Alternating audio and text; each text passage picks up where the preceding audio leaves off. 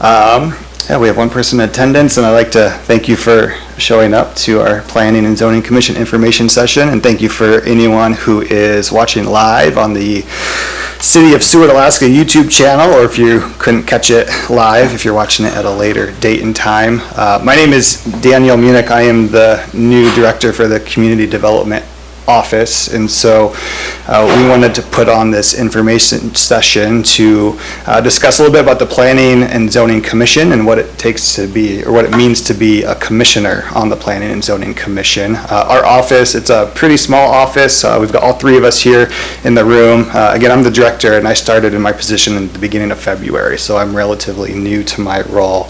Our office is also home to the city planner, who's got Courtney here, who's beside me, and so we'll be kind of tag teaming the information of this presentation at the beginning, and then we've got Claire Brown, who is our executive planning assistant, who's kind of helping out on the back end.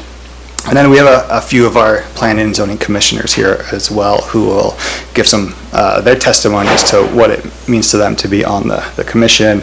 And so context for me as a new staff member, I know I learned early on that this is an important relationship between the Community Development Office and the Planning and Zoning Commission, but from my understanding, the commission has 7 seats on it, but for almost a year now, it's been well short of that number. There were 5 commissioners when I started, and at the end of last month, 2 of those terms ended, and only one of those members decided to kind of re-up for the following 3-year term, which put our number at 4 for a short period of time. And that 4 is kind of an important number because that's a majority of 7, and so for us to even hold our planning and zoning work sessions and meetings, we have to have a quorum, which means we need 4 people present to just function. And unfortunately for the month of March, we were not able to have that quorum, so we've had to kind of push back those meetings. And so it's one of the first things I'd like to do as a new director is really put a big marketing emphasis on this commission to hopefully get it back up to that full 7 members, so that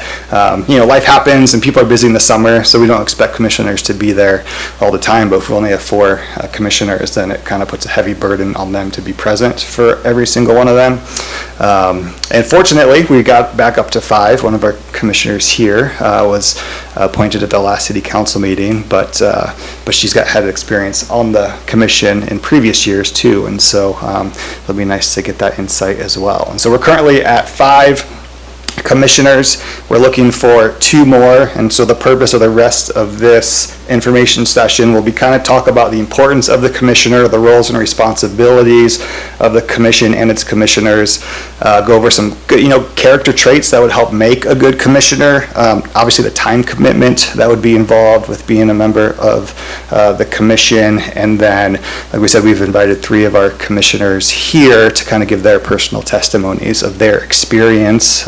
And for one person here, if you have questions, feel free. And at the end, for anyone who is watching on our YouTube channel, I'll kind of give you the best way to get in touch with our office or find an application if you have further questions or do decide you want to apply. And so I'm going to turn it over to Courtney, who's going to start off our presentation. Thanks. So now on the YouTube viewers, you should be able to see a PowerPoint presentation that we'll be running through. It's also available on our website, the Planning and Zoning Meetings webpage. So the importance of the Planning and Zoning Commission is, I came up with 3 main categories here of what the commission does for Seward. So number 1, it guides the development of Seward, and this happens through the approval of subdivisions, through preliminary plats, and then zoning code enforcement, and also updating the zoning code. And then number 2, the Planning and Zoning Commission helps to maintain the character of the community, and this is done through regulating building height within code, density of housing, the types of housing that is allowed in different zoning districts, signs, what signs are allowed in Seward, the requirements for new developments, and just in general what land uses are allowed throughout the city. And then number 3, the commission helps to improve the quality of life for Seward residents. And this is done, the commission accomplishes this through establishing areas that they want to see rezoned to park or preserved for natural areas or used for recreation. The commission also helps to ensure self-development and then regulates the land uses that are proposed or occurring within the community of Seward. So the duties of the commission then would primarily to review permits regarding land uses. So these permits would be such things as a conditional use permit. So this would be a permit that would allow a specific land use within a zoning district with additional requirements that the Planning and Zoning Commission gets to decide on what those additional requirements would be. Then also reviewing zoning code amendments, and so this would be changes to the actual city code that we regulate the uses with, and then also dealing with rezones. Then preliminary plats are also reviewed by the Planning and Zoning Commission. For those not familiar with what a preliminary plat is, this would be just subdividing properties, changing boundary lines, and so all of these get reviewed by the Planning and Zoning Commission, which then sends their recommendation to the Kenai Peninsula Borough. And then variances are also reviewed by the Planning and Zoning Commission. And a variance would be, it's an application requesting lenience from a certain aspect within the Title 15 zoning code.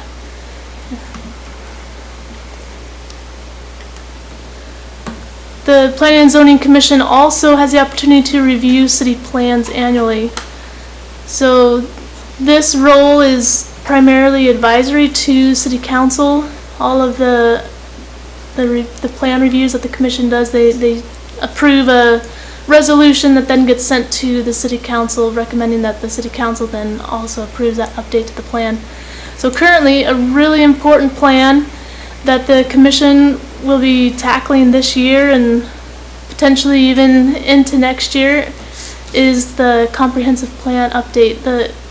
We have a 2030 comprehensive plan, which means the plan we have is meant to guide Seward into the year 2030, but we are looking at the idea of having a living comprehensive plan, something that doesn't become outdated, that we can update on a regular basis. But this first update to the plan will be a major lift, and we need a strong commission to be able to tackle that update.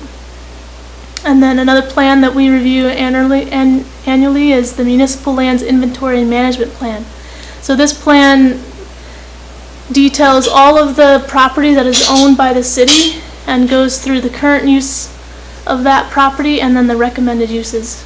And this is vital for planning for Seward's future, how we want to use city-owned land now and in the future. Then the Planning and Zoning Commission also has the opportunity to interpret code and make compliance determinations when requested by administration. So this would be an opportunity such as like an appeal hearing if staff denies a certain land use that an individual is requesting or a certain permit.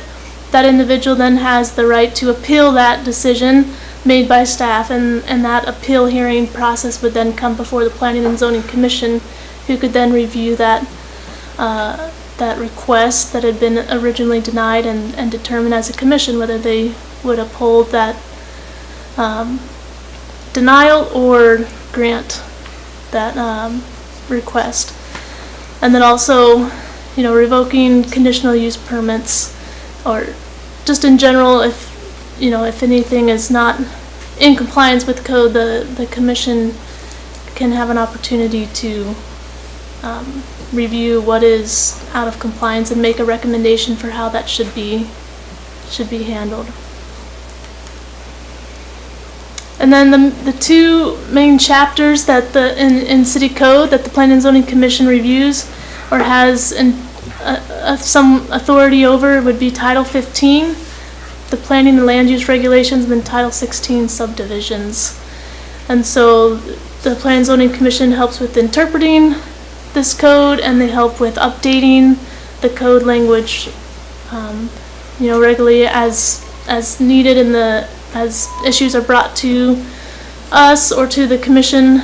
They can look at updating. I mean, you're all probably aware of some recent updates that we've done with short-term rentals that came through Planning and Zoning Commission, and that's part of Title 15.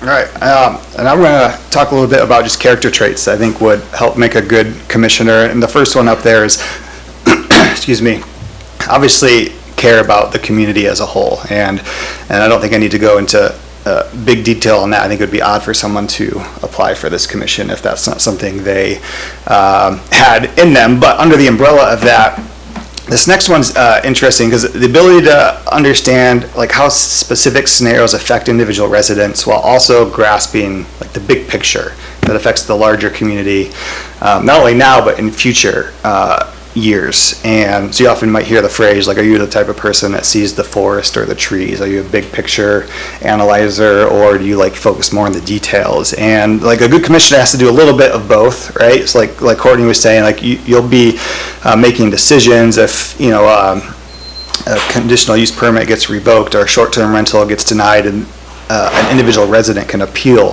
to the commission about their specific issue. And so you're dealing with very like small specific issues, but then on the flip side you might have a meeting where you're talking about the comprehensive plan and what sewer looks like over the next 10 years. And so as you're helping design what that plan looks like and making recommendations on it, you got to think big picture, and then how does that trickle down and affect the individuals on an individual basis. And then on the flip side, when you're making decisions for a specific individual or situation, what precedent does that set, or like how does that affect the larger community, not only today but down the road? And so having a good grasp on both of those things. This next one is huge for me. Is I think a lot of people might be hesitant to apply for the commission because it's a lot of new language. It almost is like learning a new language if you don't have an expertise working with city code or in city government, and that can be intimidating for people. But I think just people who have humility and understanding that we don't want 7 experts in city code sitting on city council. We want a diverse group of people that represent all aspects of lifestyles of residents here in Seward. And so having that humility of saying, hey, I'm not an expert in this area, but I'm willing to learn and I'm willing to ask questions. I'd rather have someone who has that mentality than coming in thinking that they know everything from the get-go. And so, and our office is here to help commissioners and be an information resource to help provide information to help people gain an expertise on what it means to be on this commission. And part of that's being open-minded and willing to understand different perspectives. People are going to come in with their own values and opinions. I think there's a fine line between like being on the commission because you have like your own personal agendas versus just your own perspectives. And I think the difference is being open-minded so that you can understand someone else's point of view, understand what it means to be in someone else's shoes, because even if you are passionate about your side, I think that mentality allows you to engage in better, like just open discussion with people who you might disagree with. And so I think together those are good traits that would make a good commissioner. Time commitment. And so this is an important one I want to talk about because obviously everyone has different lifestyles and many people are busy, especially during the summer months. And so what does that look like for you? What's not on here is that each seat on the commission is a 3-year term, and that 3-year term also I think can be intimidating to people. And so I want to emphasize the word seat there because we have staggered the seat so that I think they all expire at the end of February, and each seat is staggered by different years, and so that we're not losing a bunch of commissioners at the same time. And so if anyone's worried about that 3-year commitment, the 2 seats that are open, one of them expires next February, so that'd be like just under a year commitment, and then the second seat expires in February of 2026, and so that's just under a 2-year commitment. And so for someone who's worried about that 3-year commitment, it's really just under 1 and 2 years, and so it's an opportunity for you to say, hey, I'm interested, let me do it for a year, and if I like it, then re-up and see if you want to do it for another 3 years. And so just a heads up, those 2 seats are just open for 1 and 2 years. And then when it comes to the kind of everyday side of things, is the Planning and Zoning Commission meets twice a month. Typical meetings are on the first Tuesday and third Tuesday of the month. And so the first Tuesday is a regular meeting, which is at 7 p.m.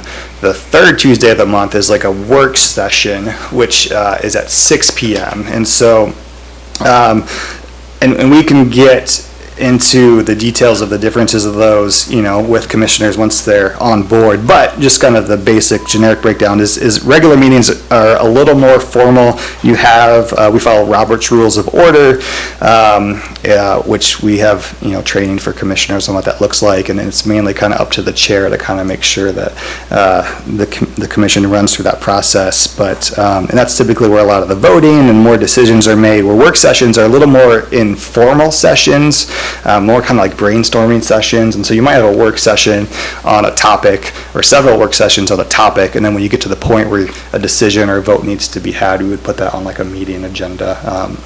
And then that would be an opportunity for the kind of the public to come in and voice their opinions as well.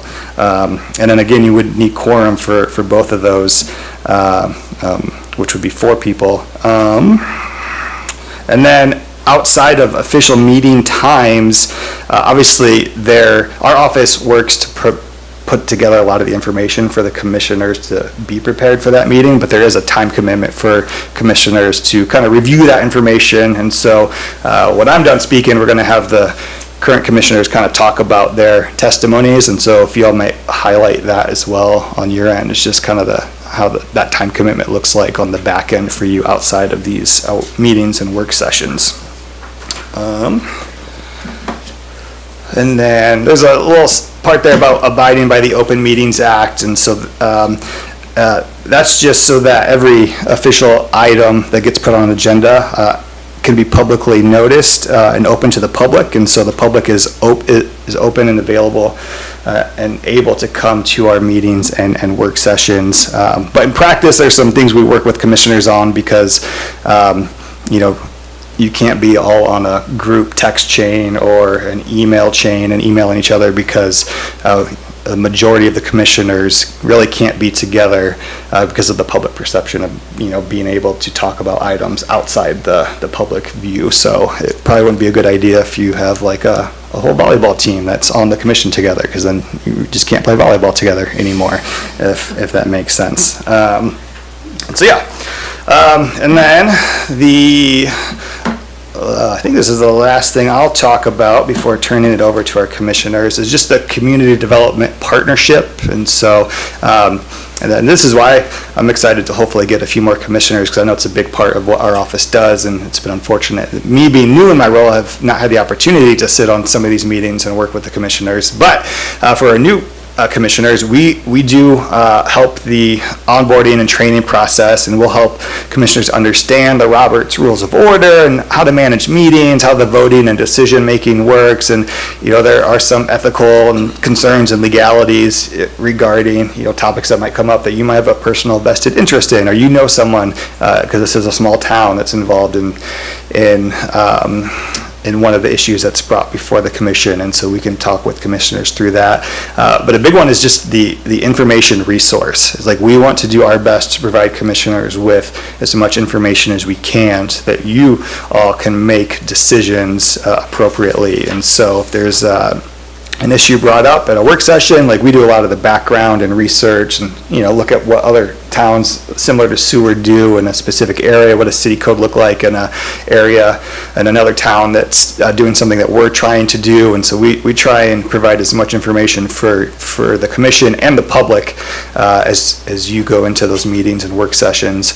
We're also the process facilitator, and so we want to make it as easy as possible for the commission so they can just kind of show up and do their work here. And so we help the commission the process of getting resolutions through city council, or if individuals want to bring up something to the commission, we help those individual residents through that process. And so that's a big part of it. And then the nice thing about our office is, and then we kind of, for the most part, try and just be that Switzerland almost, that kind of neutral arbiter of issues. But if the administration, if the city does have a stance on certain things, then we will obviously provide that voice for the administration at the planning and zoning meetings and work sessions. And so with that, I'm going to turn it over to our three commissioners that are here, and I don't have like set like questions for you all, so maybe if you just want to kind of give a brief little introduction of yourself and how long you've been on the commission and what it's looked like for you and your experience so far. And we have a couple people in the room now, so we can open up to questions when you're all done as well. So, yeah, Brennan, sure. you want to go first? Yeah, I can start. My name's Brennan Hornseth. I've been on the commission for 2 years, and I think the commission's like a great way to get involved. Without being like, maybe if you wanted to be involved more in city council or something like that, it's a good stepping stone. It's like low pressure, mostly not too contentious issues. It can be fun, and you learn a lot for sure. And I guess I'll circle back to the time commitment. Basically, other than the meetings, you'll have to study the packet. And that can vary depending on how much is in the packet. You might want to have time to visit various plats in the packet or do your own research. So it can vary. It can be several hours, or it can be very simple sometimes if there's not much to do. And I don't know. I've been like I said, 2 years, and it's been pretty good. Nice. Thanks, Brennan. Good stuff there. My name is Sean Ullman, inside city limits, which I think is important to point out because you do need to live in city limits at this point to be on the commission. So I started a year and a half or so ago. I took over in September, one of these shorter terms, maybe it's like 2.5 years. But that was really interesting to hear, each of these seats are shorter, so 1 year, so a good chance to give it a try. So I should say, like, brand new, total novice, this type of stuff. Didn't think I would really be interested in anything like this, and just kind of got interested in housing, what was going on in Seward with housing issues and just how that affected our community and our schools, and then just kind of opportunistically heard of this opportunity, like a lot of things in town. Was kind of asked, or and that's kind of how I do things. You get asked, and it's nice to be asked. And I'm like, yeah, I'll evaluate it. Like, yeah, maybe think about it, and kind of jumped in, but just wanted to try something new. And when I joined, I think there was just one open seat, but I still recognize like this is important for town. Like we need a commission. We need like a full commission. So that was really what probably pushed me over. Like. A lot of things when I'm on edge, like, all right, am I going to also do this? Because I'm starting to get involved with more things. I was like, well, it's going to help, even like that I'm coming in, don't know anything, just being here at the meetings as the 7th person to help make a quorum, Seward, that's going to help Seward. So that's kind of why I got started, and I would just say I've really enjoyed it. Great learning experience, I learned a lot. Like each meeting, really get a lot out of the work sessions, just as far as, I'm kind of talkative, and I also like during the regular meetings, like learning how to like not say stuff and be more reserved and be more like official, like with Robert's rules, which I'm still improving at, because I'd never really done anything like that, and I even like kind of that, like, okay, official meeting. But then at the work sessions, you can really, it is like a brainstorm session, you can just kind of kick it, and I'm starting to find my role here, just kind of listening, I think, is a big part of things. Like Danny talked a lot about having an open mind, open discussion. That's something that I've really appreciated on our commission, and certainly with community development. Like, it is such an open discussion. We'll really like build a lot just in these meetings, kind of like uncover stuff and kind of get to the point a lot of times. And I'm just kind of tangenting here, but you know, I think it gives, you know, the community development like a lot. Like, these meetings are very important. You guys need this, and I do really feel appreciated by the department. It's been awesome working with Courtney, Danny, just getting started, but really like your start. The communication from both of them is like just right. Like, you're informed. It's not too much. It's like really works well. Packets are great. Learn a lot from the packets. They come in like a timely manner. We're set up well, you know, by these two, and Clara, I've really enjoyed meeting too. Like, so, you know, these three people and the commission, like everything, it's like, oh, really, you know, like a lot of times in Seward when you get together with people, like, oh, that was really nice seeing them, and that was a lift just being around these people and hearing their thoughts. So I really enjoyed that. Yeah, I'll kind of pause there. I might think of a few other things, and certainly open to questions, because I think that can really, you know, help untap some other ideas or important points, you know, that maybe the public would like to hear. Well, you know, a reservation you might have is this. Well, actually, you know, Sean thinks it's whatever, you know what I'm saying? So, thank you. Yeah, we'll turn over to Carol here, because Carol's our newest commissioner, who we just met because we have had a meeting since you've been brought on board, but you've been a commissioner in the past, so I'm curious to hear your perspective. Right. So my name is Carol Griswold. I served on P&Z from 1997 to 2006, but have remained involved in P&Z as a member of the public through the years. P&Z has had 2 vacancies for a year and then 3 in February. I finally decided to apply after several meetings had to be canceled due to a lack of a quorum. I found the process straightforward. The information is online on the city's community development website. The clerk's office was very helpful with the application and affirmation. The community development staff and others have been very welcoming. This was supposed to be my first meeting since council approved my appointment on March 11th, but it was again canceled due to a lack of quorum. I encourage other interested city residents to apply. As noted, online training is provided and the staff is ready to help. It's an exciting opportunity to become fully involved in Seward's future. In a small town, you can make an important difference. Expect to work hard. Planning has been a part of Seward's history since its founding in 1903. The Belaine brothers envisioned the original town site rising out of the wilderness with city blocks of 30 by 100-foot lots divided by wide streets and bisected by alleys. They named, dedicated, and donated to the public the use of all the streets, avenues, and alleys. Jefferson Street was dedicated as a 100-foot right-of-way to accommodate the glacial stream running through the otherwise orderly town site. East-west streets were 66 feet wide, north-south avenues were 80 feet wide, and the alleys were 20 feet wide. Railway Avenue, the exception along the bay, was only 60 feet wide. Seward's very first plat was recorded on June 7, 1905. Incredibly, this original townsite plat is still in use today, 119 years later, and is viewable on the Kenai Peninsula Borough's parcel viewer.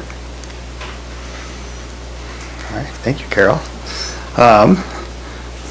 Do we have any questions from our two? What plat was that? I'm interested. The original townsite of Seward, OTS. You'll see that in the legal description, blah, blah, blah, OTS, and that. And you just pick a lot down here, anywhere from Railway to halfway past Monroe Street. That was the original plat. And you can see that original plat. It's just, and then how Frank Belaine dedicated everything. It's so cool. Interesting. Thank you for sharing that. You're welcome. Go ahead. So first a comment, I'm thankful that Carol is on the, has a seat, and just because of her historical understanding of Seward and having that experience. It's always good to have someone there that has been there, done that a little bit. And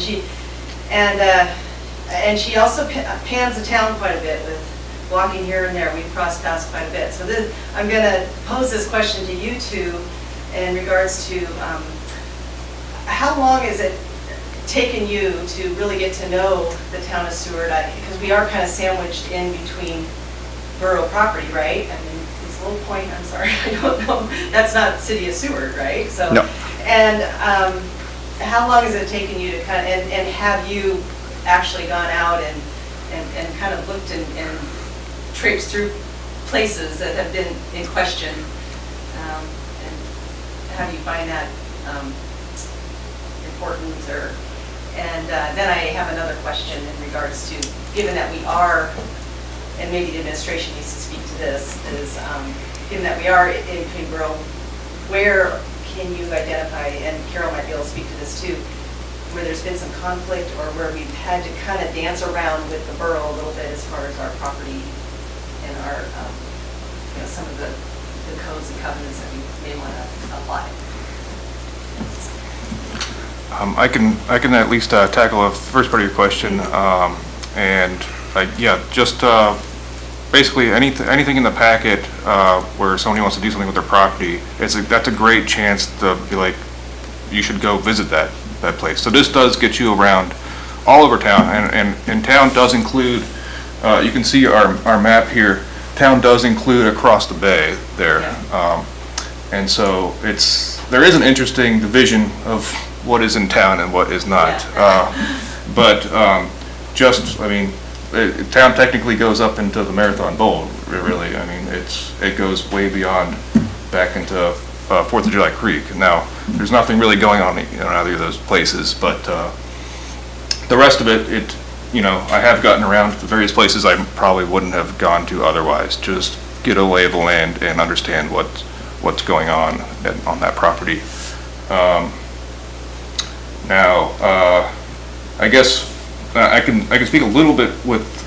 I'll let the administration really tackle the other issue, but I know we do talk about land. We have talked about land swaps with the borough for areas where we would like to use that land that the borough owns, especially with regards to the municipal land plan. I believe we were talking about that. But as for conflicts, I don't know. Maybe you guys can say more. Nice. Yeah. So joining the commission has, I guess I didn't understand the exact city limits. There's like the second bridge right over Res River. Kind of knew that, but I've always thought of Seward, as, well, I'm a novelist, I should say. So like I really did a lot of like ground truthing for that. And I always, I took the book to Moose Pass, and certainly, the neighborhoods nearby like Bear Lake and Cuesta Woods and Lowell Point, like just kind of include all of it because these are all Seward people, who Sewardites. So that is interesting, that we're just dealing with this map that we see here, as far as like jurisdiction and weighing in and, stuff that comes in the packet as far as changes. And then visiting the site is important, and so I have been doing that. And it just, gives you another lens, and all these, everywhere I've gone is viewable from like the sidewalk or the street, like, so you don't, you traipse around, like, I don't think you got the alleys too to really, so you can kind of thoroughly check out different places just, by walking around town. And that's an important part, like Carol, just pointed out the word findings, and so by going on site and, seeing how things work a little bit, that is important, and I have enjoyed doing that. And each thing that we've done a weighed in on, let's keep general there. I look at that, I walk by these and I'm like, oh yeah, that was that, and that was that. It just gives you, and you watch as things develop or how things don't develop, and it just, it's a spot. I have many spots in Seward certainly that I'm just like kind of aware of, but now I have more through this. It's brought just another kind of interesting lens to how I view town, I guess. I think what's really interesting is the public hearing notices. The community development puts out these, 2 by 3 foot signs that you can really see, and it's like a scavenger hunt. You know, where is that, you know, and then you drive over there, bike or walk, and you see the site, you know, and then you can go back to the packet and research it and go on the Borough. The Kenai Peninsula Borough has an amazing website, the Kenai Parcel Viewer. It's just incredible. You can just spend a lot of time on that and learn quite a bit. So this department is involved in everything in the community, and it's really fascinating to be part of that. And I keep urging that our maps include these borders that right now there's no, quote, nothing happening, but it goes right through the race point, for example. We own city limits goes up to the race point, and there's a lot happening at the race point, as we know. And then it goes up to Benson, the view shed on Benson, that's city limits. It's incredible. And then it gets really kind of hard on Nash Road because we dip in and out. Nobody really understands, you know, like a Fognac Beach is part of Seward. A lot happening over there and it's city limits. But sometimes when I call about concerns to the police department, they go, well, that's out of city limits. And no, it's not. People don't go over there, I guess. But it's really important that we recognize the tremendous development that's happening across the bay. You know, we sit here on this side of the bay, and I go over there all the time because I like it over there, but it's just, there's a lot happening over there. And we have to be aware of that and have big maps that show us so we can all understand it. And up Godwin Glacier Valley, there's a quarry up there, and then they're exploring a hydro project up there. So we need to know what our periphery looks like and where our boundaries are there. But our maps just kind of drop off like it's a flat earth or something. It doesn't go on. But we wonder, well, why is the road so bad when you go out to the dump? You know, it's like, that's still city limits. And why is Little Canyon Road so narrow, you know, when you go up there for the race? Well, it's just a service road past a certain point. We need to be aware of that. Maybe as we develop, make sure it's at least as wide as, I don't know, Jefferson would be awesome. 100 feet wide, that wouldn't even be possible now. But that mindset of seeing what we have now and planning for the future and knowing that it's all going to change and we should be prepared for it, that's just really exciting to be thinking of that and moving forward.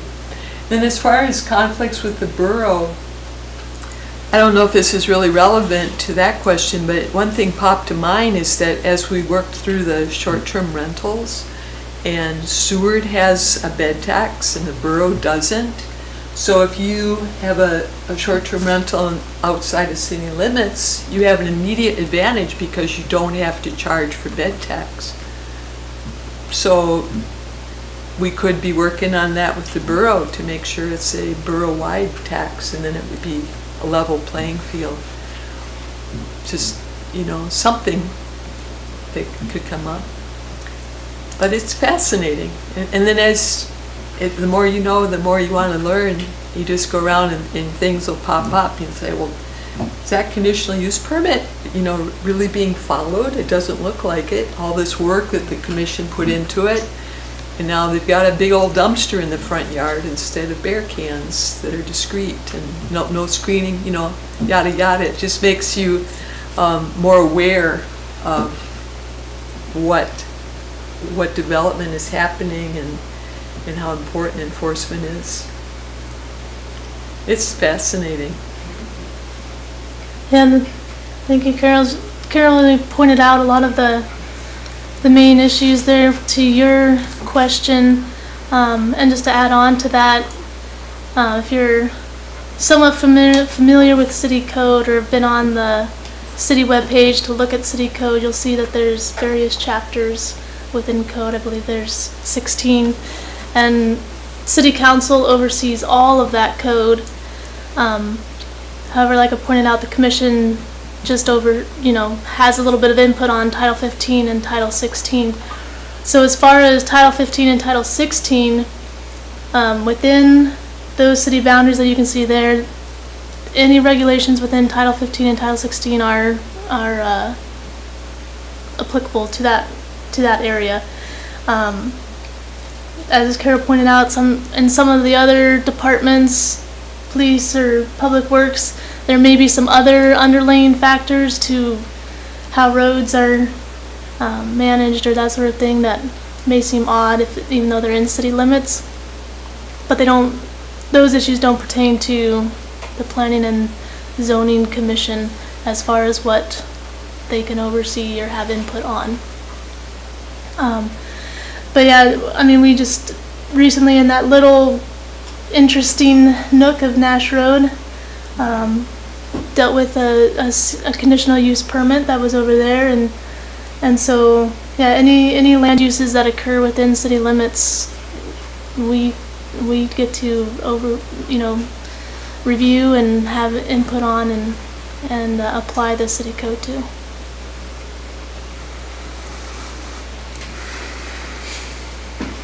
All right, any other questions?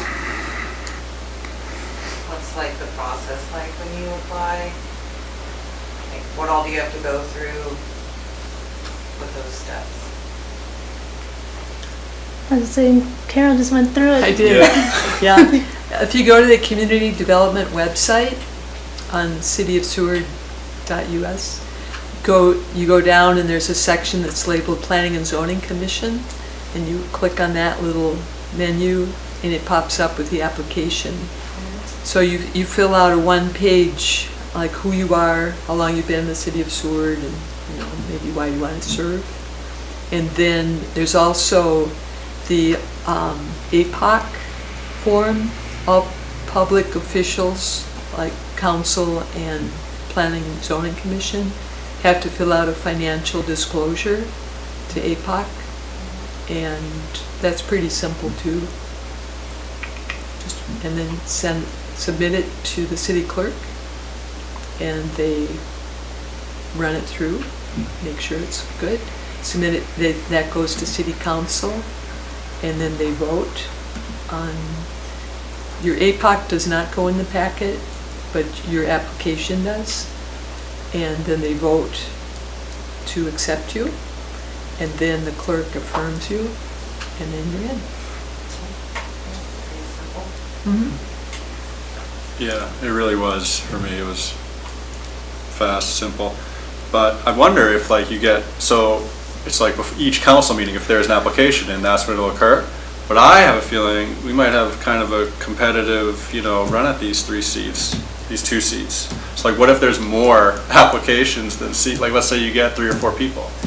How does that go? They'll just go to city council. Mhm. Yes. Okay, so they vote. So city council would then vote. Yeah, and it would just be like up next meeting, all right, we have 2 applications in, we'll vote on these 2 people. We have 1 in, right? It would be. Yep. So get your application in soon. Beat the rush. By default. And I would go, on the marketing thing, because I think it is important, that's what this is all about, like to get more commissioners. Danny, you brought this up, but like I missed, meetings, like life happens, and we've all missed meetings, but we just kind of communicate about it. They know who's going to be here. We know if we have a quorum, and especially when you have 7. So, I never felt bad about missing meetings. Like it just wasn't available. Like I make it a priority to be here, but sometimes you just can't. So if we have 7, it just works a lot better. So if you're thinking like, oh, I can't make, I'd have to miss them in the summer. Like I would still encourage you to join, because when we get to 7, we can cover each other. So, how much of Seward would you say is subject to floodplain? There is a borough map that'll bring up the floodplain, but surprisingly, there isn't as much as you would think, but it is a lot. The coastal area is all in a flood zone, obviously. Then Forest Acres does have the fringes all around. The fringes of Forest Acres would be in a flood zone, and then right there at the mouth of like Scheffler Creek, there are a few houses there that are in a flood zone. but most of all of downtown is okay. You know, the harbor area, of course, you're still looking at coastal type of flooding there. But yeah, if you haven't seen the borough's floodplain map, that's really interesting to pull up, and everything that you know, FEMA has documented as a flood zone doesn't show the areas that have historically flooded and sewered, and that area is a lot greater. So there is mapping for that too, that shows historical areas in sewer that have flooded in the past. So there's a lot of, you know, we have a lot of streets and we don't have curbs and sidewalks, and but there's a lot of grants out there, public grants for that. Is that something that the utility department does, or is it something this department can also assist in applying for? Yeah, historically, I think Public Works usually goes for those grants, but it's something we can look into to see what options are out there that we can maybe help with.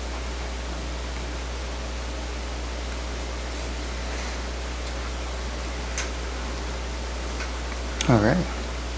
Any last comments? One other thing that I had about saying was, like the pre-meeting, you know, like when I first came on, there was like a big packet at first, I remember, but like often like a new commissioner, there's like a meeting before the meeting where we could meet with department. And so I went to a couple of those, and those really helped me just kind of, you know, as a brand new person, sure I was like a little nervous like for my first meeting, like how's this going to go? So that really helped me kind of be prepared to, you know, what's coming. I should say, but you know, there are just like nice things in place to, you know, bring you along slowly. Like that was a term early on with Jason and Courtney, like it's slow and you know it's okay, you don't know anything, you know. So and I've learned a lot, you know, and there's more to learn, and I'm excited. It's, you know, it's like very educational. So. Yeah, because typically before the meetings, our office would meet with the chair and maybe one or two other members, so we're not in violation of that Open Meetings Act, and so super beneficial for someone new to see what that looks like, or for a commissioner who, you know, has a particular interest in what we're talking about can come in and sit on that, and so, yeah. So we had a little dust up a while back about the sewage treatment plant out at Wolf Point, and that is a city of Seward piece of infrastructure, correct? And so how did that come about with the borough? How did we get that land? I don't know, maybe you can speak to that, Carol. Because it's something that we have to be responsible. So I'm just wondering where the responsibility stops and starts with access out there, and we need to keep the road plowed. I don't know, how does that, how is our relationship with that area out there, given that we have a main piece of infrastructure that helps with our sewage transfers and stuff? Yeah, and at least on my front, Doug, the Public Works Director, would have to speak to that. I am not aware, I'm not familiar with any of the agreements and stuff that they have worked out with them, yeah. That wouldn't be a zoning issue here, sorry. Yeah.